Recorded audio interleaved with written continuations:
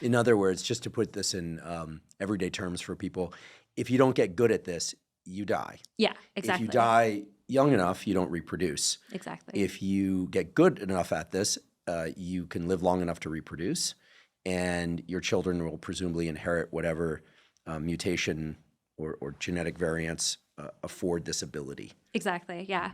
Yeah. And, we see with competitive breath hold divers, I've never actually been to one of these competitions, but I've read about them. People pass out underwater all the time. And they're, pulled to the surface and revived. But if you're a nomad diving in the middle of the ocean with no one nearby, nobody's going to pull you out of that water. And so you've just removed yourself from the gene pool completely. Whereas someone who maybe has a variation or has genetic variation that's making them safer at diving might survive that. And in this case, the safety at diving comes from being able to stay under longer.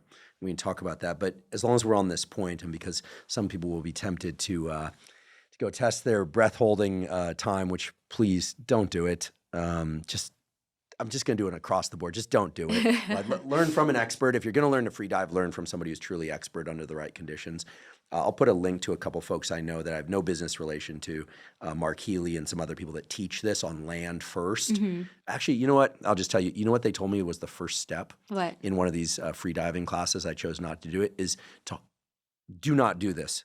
But I was told, here's the first step. You're going to hold your breath on land and force yourself to not breathe when the gasp reflex hits Yes. until you pass out. Yes.